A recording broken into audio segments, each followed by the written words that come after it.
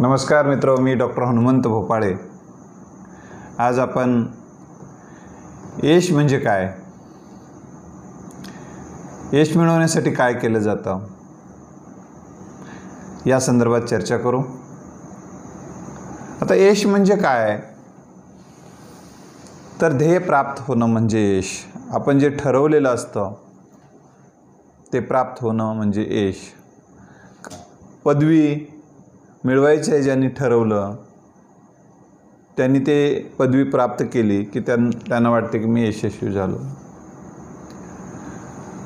काही जणांना नोकरी मिळणं म्हणजे यश वाटते, काही जणांना उद्योग स्थापन करणं म्हणजे यश वाटते, काही जणांना राजकारणामध्ये सरपंच होणं, पोलीस पाटील होणं, म्हणजे कुठल्या तरी आमदार खासदार होणं यश वाटते। म्हणजे प्रत्येकाच्या यशाच्या व्याख्या वेगळ्या असतात। काही जणाला लग्न होणं म्हणजे यश वाटते, मूलबाळ होणं म्हणजे यश वाटते, घर बांधता येणं म्हणजे यश वाटते, जमीन घेता येणं म्हणजे यश वाटते। म्हणजे त्यांना जे जे काही इच्छा अपेक्षा असतात त्या पूर्ण झाल्या की त्यांना वाटते की आपण यशस्वी झालो। काही जणांना इतरांना मोठं करण्यात यश वाटते, इतरांना प्रेरणा देण्यात, प्रोत्साहन देण्यात यश वाटते। काही जणांना इतरांना दूर ठेवण्यामध्ये, इतरांना लहान करण्यामध्ये, इतरांना अडथळे आणण्यामध्ये, त्यांची निंदा करण्यामध्ये यश वाटते। काही जणांना इतरांच्या चेहऱ्यावर आपल्या कृती आणि उक्तीने आनंद निर्माण करण्यामध्ये यश वाटते, काही जणांना इतरांना दुःखी करण्यामध्ये यश वाटते। म्हणजे प्रत्येकाच्या यशाच्या व्याख्या वेगवेगळ्या असतात, यशाच्या व्याख्या वेगळ्या असतात। परंतु इतरांना लहान करणं म्हणजे हे तुमचं यश नाही आहे। कारण असं म्हटलं जाते, एखाद्या व्यक्तीचं मोठेपण त्या व्यक्तीने आयुष्यात किती जणांना मोठं केलं यावर अवलंबून असते। आपल्या क्षमतांच्या, कौशल्यांच्या, शहाणपणाच्या बळावर काही माणसं इतरांना सहकार्य करतात। आता सहकार्य करण्याची क्षमता प्रत्येकाची वेगवेगळी असते, परंतु त्याच्या क्षमतेनुसार तो जो काही देतो ते त्याचं ते योगदान असते आणि हे योगदान देणं सुद्धा यश आहे। आपण आपल्या कृती आणि उक्तीनं काय देतो हे यश समजलं जाते। कारण जेव्हा एखादा व्यक्ती आयुष्यातून म्हणजे जगाचा कायम निरोप घेतो, त्याचं मूल्यमापन जेव्हा सुरू होते, या माणसानं समाजाला काय देऊन गेला, तेव्हा त्यांनी काय देऊन गेला हे विचारात घेतलं जातं। समाजाचं काय घेऊन गेला, काय घेऊन कोणीच काही जाणार नाही, तच ठेवून जाणार आहे, परंतु त्यानं काय काय घेतला याच्यावरून यश नसते, तर त्याने समाजासाठी काय योगदान दिलं याच्यामध्ये यश समजलं जाते। मित्रांनो, यशस्वी माणसाचं काय वैशिष्ट्य काय असतात, त्यांची काय कार्यप्रणाली असते, त्याची काय मानसिकता असते, या संदर्भातही आपण विचार करणं गरजेचं आहे। यशस्वी माणसं एक ध्येय ठरवतात, यस मला हे करायचं आहे आणि हे विधायक आहे। यामुळे माझ्या राष्ट्राचं, माझ्या समाजाचं, माझ्या आजूबाजूच्या माणसाचं याच्यामध्ये हित आहे आणि मी ते करणारच असं ठरवून जे यश मिळवतात ते सामाजिक स्वरूपाचं यश असतं। काही जण वैयक्तिक जीवनात पदवी मिळवणं, वैयक्तिक जीवनातलं घर बांधणं, शेत घेणं, हे वैयक्तिक जीवनातलं यश असतं। हे सुद्धा यश समाजासाठी प्रेरणादायी ठरलं पाहिजे आणि ते सुद्धा एक प्रकारचं यशच असते। कारण आपल्या कृती आणि उक्तीच्या बळाने इतरांना एखाद्या पदापर्यंत जाणं, एखाद्या पदवीपर्यंत जाणं, अनेक पदव्या मिळवणारी माणसं इतरांना शिक्षणासाठी प्रेरणा देत असतात। म्हणजे आपल्या कृती आणि उक्तीतून इतरांना हित होत असेल तर ते सुद्धा एक प्रकारचं सामाजिक योगदानच असतं। दुसरी महत्त्वाची गोष्ट, त्यांचं जे ध्येय ठरलेलं असतं, मग ध्येयामध्ये अडथळे येतात ध्येयप्राप्तीमध्ये. अडथळे जरी आले, त्यांना कोणी अडवण्याचा प्रयत्न केला ते उडून पुढे जाण्याचा प्रयत्न करतात. पण अपयशी ठरतात ती माणसं काय करतात? अडवायलेत ना, जाऊ द्या बाबा, आता सोडून देऊ म्हणतात. कशाला भानगडीत पडायचं, जाऊ द्या ना असं म्हणतात आणि ते आपलं विधायक कार्य सोडून देतात. म्हणजे कार्य सोडणं म्हणजे अपयश आणि कार्यपूर्ती म्हणजे यश. काही जण टीका झाली की ते काम सोडून देतात. बस आता बस झालं, कोणाला आपल्या कामाची कदर नाही, आता हे काम आपण थांबवायचं असा ते निर्णय घेतात. आणि काम थांबवण्याचा निर्णय म्हणजे अपयशी होण्याचा निर्णय असतो. म्हणजे यश कशातून मिळतं? कामातून यश मिळतं. यशाचं रहस्य एका महान व्यक्तीला विचारलं तेव्हा त्यांनी सांगितलं, वर्क वर्क वर्क आणि वर्क, म्हणजे काम काम आणि काम, काम हेच यश असते, असं त्यांचा उत्तर आहे. दुसरी गोष्ट म्हणजे केवळ ध्येय ठरवूनच चालते का यशस्वी होण्यासाठी? नाही, तर त्या ध्येयप्राप्तीसाठी काहीतरी एक प्लॅनिंग असावी लागते, नियोजन असावं लागतं. त्याचा काळ ठरवावा लागतो. मला हे यश किती काळात मिळवायचं आहे, कसं मिळवायचं आहे, त्यासाठी कोणाचं सहकार्य घ्यायचं आहे. म्हणजे अशा गोष्टीचं ते प्लॅनिंग करून ते यशस्वी होतात. आणि अशी माणसं जीवनामध्ये यशस्वी असंख्य माणसं झाले. आणि दुसरी गोष्ट म्हणजे प्लॅनिंग असते आणि ते ध्येयप्राप्तीसाठी जो काही आत्मविश्वास असावा लागतो. कारण आत्मविश्वासाच्या, आत्मबळाच्या जोरावरच यश मिळवता येतं. जी माणसं भयभीत असतात, त्यांचा आत्मविश्वास नसतो, ती माणसं यशस्वी होत नाहीत. अनेक कामामध्ये ते मागे पडतात. म्हणून आत्मविश्वास हा निर्भयता असावी लागते त्यासाठी. आता आपल्याला ती गोष्ट मिळवायचीच आहे आणि ती मिळवताना अनेक अडथळे येणार आहेत, निंदा होणार आहे, टीका होणार आहे, हल्ले होणार आहेत. असं असतानाही त्यांना हे माहिती असतं, तरीही त्यांचा कार्यभाग जो आहे, ते कार्यप्रणाली आहे, ते थांबवतच नाहीत. काही जणांना वाटते की याला अपमानित केल्यानंतर, त्याला थांबवल्यानंतर, त्याच्याकडे दुर्लक्ष केल्यानंतर हा थांबेल की असं वाटते त्यांना. आणि मग त्याचा उत्साह, त्याचा आत्मविश्वास कमी करण्याचा षडयंत्र काही माणसं सातत्यानं करत असतात. पण हे षडयंत्र करणारी माणसं नायक कधीच ठरत नाहीत, ते खलनायक ठरतात. आणि प्रत्येक यशस्वी माणसाच्या आयुष्यामध्ये काही खलनायक असतात. आणि या खलनायकाला कशामध्ये यश वाटते? तर यशस्वी माणसाला अपमानित करण्यात, त्याला अडवण्यामध्ये, म्हणजे त्याला त्याच्याबद्दल अपप्रचार करण्यामध्ये यश वाटते. आणि त्याच्यातच ते खुश राहतात आणि मस्त राहतात. त्यांना मस्त वाटते त्याच्यात. परंतु काही दिवसानंतर मात्र त्यांच्या लक्षात येते की त्यांचं चुकलं, तेव्हा पश्चाताप त्यांना होतो. ते स्वतःच्या नजरेत पडतात. आणि जी माणसं स्वतःच्या नजरेत पडतात ती माणसं अपयशी असतात. कारण आयुष्यामध्ये कोणतीही कृती आणि उक्ती अशी केली पाहिजे की आपल्याला खाली मान घालण्याची कुठे वेळ येता कामा नये. म्हणजे ज्याच्यामुळे त्याचा हेतू शुद्ध असला पाहिजे. एखाद्याला धडा शिकवायचा आहे, पण का धडा शिकवायचा आहे? तो जर चुकीच्या मार्गाने जात असेल तरच, आणि त्यामध्ये त्या व्यक्तीचं आणि समाजाचंही हित नसेल तरच त्याला धडा शिकवायचा. तो योग्य मार्गाने जात असेल, समाजाचं हित होणार असेल तर त्याच्यामध्ये त्याला धडा शिकवणे किंवा त्याला मागे खेचण्यात काही अर्थ नाही, असं या ठिकाणी आपल्याला लक्षात घेतलं पाहिजे. त्याचबरोबर मित्र, यशस्वी माणसाला अडथळे येतात, अपमान होतो, सगळं होतं, पण ते स्वतःला काय करतात, म्हणजे त्यांना दुःख होत नाही का, तरी ते स्वतःला प्रेरणा देतात, प्रोत्साहन देतात. तुझा जन्म यशासाठी झालेला आहे, तुझा जन्म ही गोष्ट प्राप्त करण्यासाठी झालेला आहे, तू थांबू नको. अशा पद्धतीचे स्वयंप्रेरित माणसं यशस्वी होतात.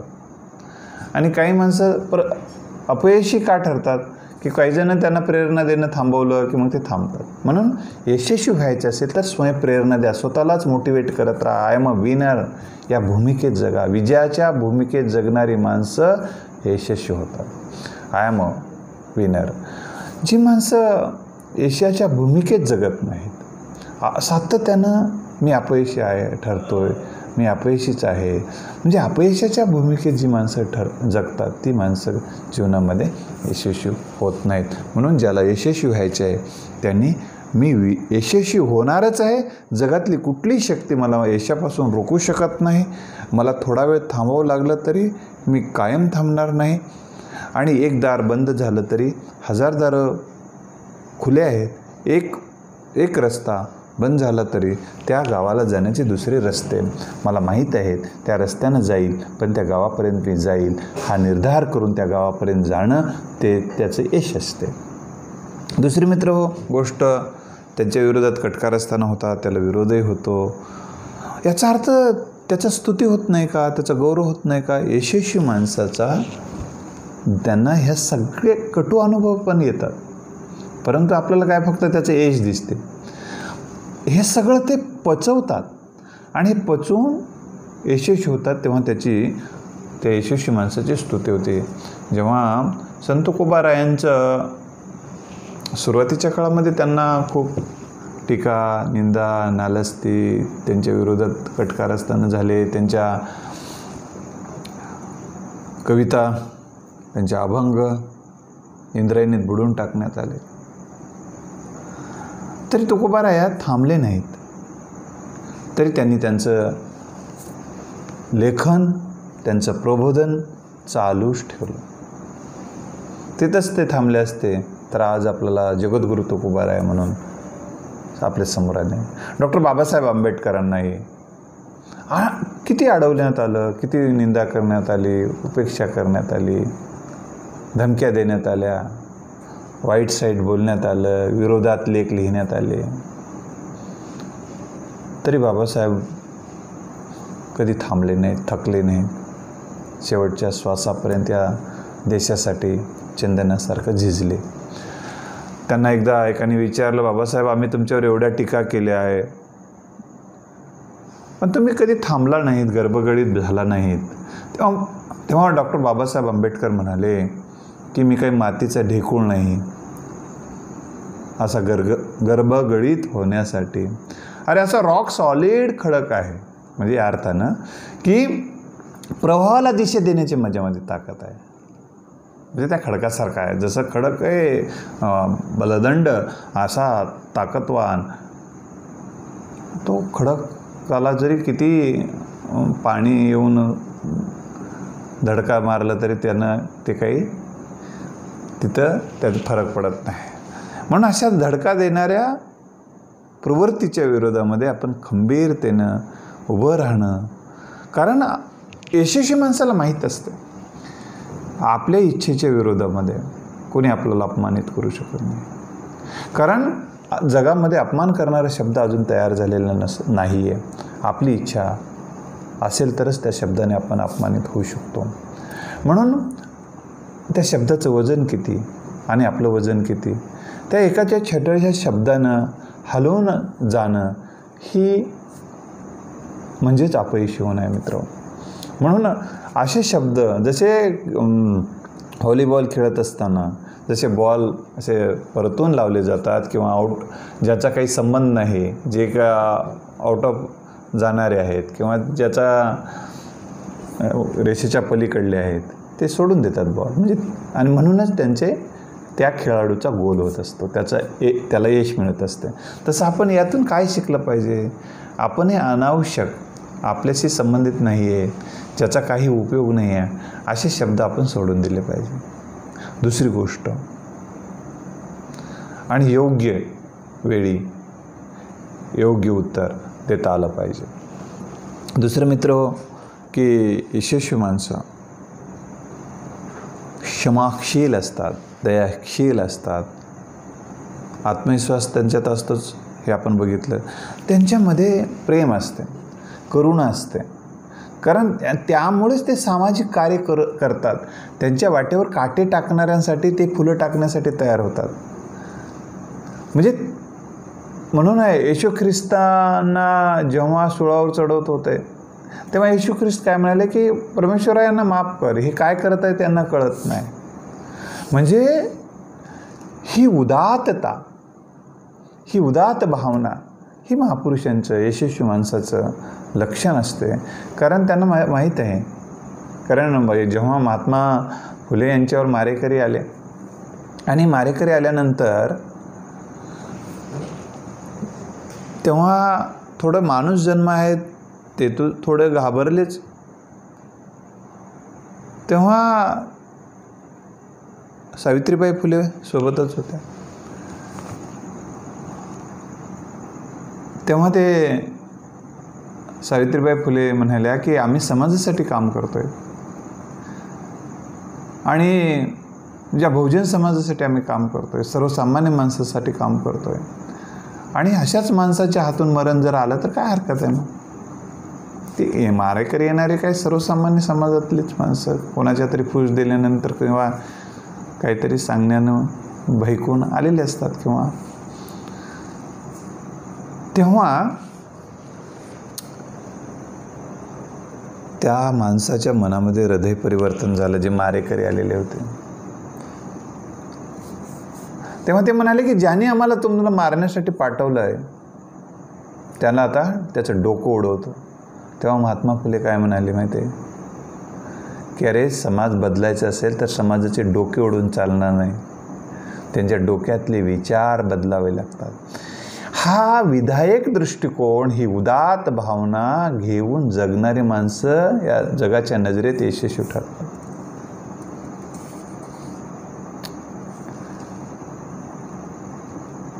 ही गोष्ट अत्यंत प्रेरणादायी आहे. आणि यशस्वी माणसाचं एक अजून एक लक्षण आहे, ते कुठल्याच परिस्थितीत आपलं काम थांबवत नाहीत.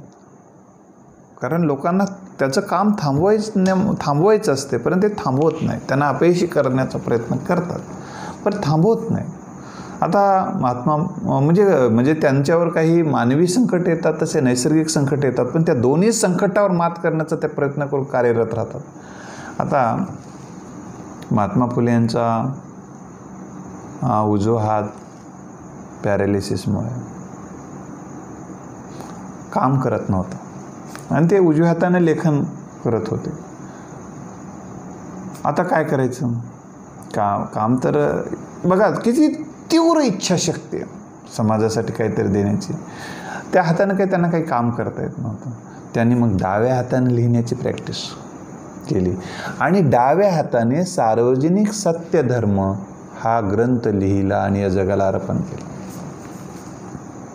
दुसरा माणूस म्हटला असता जाऊ दे आता, मला असं याच्यानं लिहिताच येत नाही, काय करू.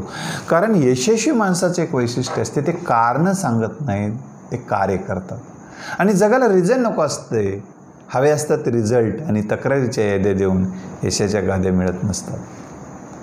अनेक माणसांना निवडणुकीमध्ये पराभव करण्याचे कटकार असताना केले जातात. ती माणसं तेवढ्यावर थांबत नाहीत. पुन्हा यश मिळवण्यासाठी तितक्याच उत्साहानं, आत्मविश्वासानं कार्य करत राहतात. लोकांच्या मनातले गैरसमज दूर करतात, प्रत्यक्ष जाऊन त्यांना भेटतात आणि त्यांच्या आपण मला सहकार्यच केलेलं आहे, आतापर्यंत मला खूप मोठं केलेलं आहे, माझं काही चुकलं असेल तर आम्हाला क्षमा करा, असंही ते बोलतात आणि लोकांच्या मनामध्ये आपलं स्थान निर्माण करतात. म्हणजे ही जी गोष्ट जिथं हरवलं आहे तिथं शोधणं हे यशस्वी माणसाचं वैशिष्ट्य असतं. आता ज्यांनीच पराभव केला त्यांनाच जाऊन भेटलं, त्यांचंच हृदय परिवर्तन केलं तरच यश मिळणार आहे ना. कारण नांदेडमध्ये यश पाहिजे असेल तर अमेरिकेत जाऊन निवडणूक लढवल्याने यश मिळते का? नाही. जिथं यशस्वी व्हायचे तिथंच काम त्यांना करावं लागतं आणि ते काम करून यशस्वी होतात. दुसरी गोष्ट मित्र, की त्यांच्यामध्ये सातत्य असते. यशस्वी माणसाचे एक वैशिष्ट्य आहे की त्यांच्यामध्ये काय असते? सातत्य असते. कार्यामधलं सातत्य. एकदा की वाढली पंगत आणि जन्मभर बसली सांगत असं नसते त्यांचं. ते सतत कार्यमग्न असतं. रोज त्यांच्याकडं प्लॅनिंग असते की सकाळपासून संध्याकाळपर्यंत आपल्याला काय करायचं आणि ते कार्य यानंतर. अपयशी माणसाचं काय असतं? आता मी काय करू, काय करावं काही कळच नाही आले, थांबतात. म्हणून त्यांच्याकडे प्लॅनिंग असते. सातत्यानं ते काम करत राहतात. अडचणीतून मार्ग काढत राहतात. समस्या आली, त्यांना माहीत आहे समस्या आहे तिथं समाधान आहे, प्रश्न आहे तिथं उत्तर आहे. म्हणजे प्रत्येक गोष्टीमध्ये संकटातही संधी शोधणं हे यशस्वी माणसाचं लक्षण असते.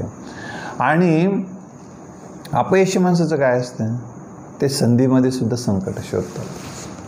म्हणून मित्रो, या संदर्भामध्ये काही महत्त्वाचे मुद्दे अजून बघूया की यशस्वी माणसालाही सुद्धा अपयश येते, पण ते क्षणभंगूर ठरते.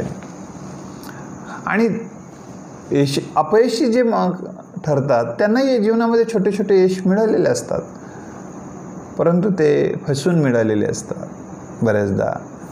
काही जण तर दुसऱ्याचंच काम माझं काम म्हणून सांगतात. तुकाराम महाराजांच्या कविता, अभंग, सालोमालव सारखे किंवा इतर काही काव्यचोरू लोक जसं श्रेयचोरू असतात, जसं दुसऱ्याचं कार्य माझंच आहे कार्य म्हणून सांगणारे जसे माणसं असतात समाजामध्ये, तसं हे काव्यचोरू हे होते. ह्या काव्यचोरूने तुकाराम महाराजांचे अभंग चोरून आपल्या नावावर करण्याचा प्रयत्न केला, पण फरक पडला का? काही फरक पडला नाही. कारण जगाला कावळा आणि हंस याच्यातला फरक कळतो तोपर्यंत काळजी करण्याचं कारण नाही. त्यामुळं मित्रो, की तुम्ही कधीही आयुष्यामध्ये खचू नका, यशस्वी व्हा. अपयश थोडा वेळ थांबणं म्हणजे अपयश नसते. त्यामुळे सातत्यानं काम करत राहा. ह्या सगळ्या गोष्टी, कार्य हेच तुमच्या यशाचं गमक असणार आहे.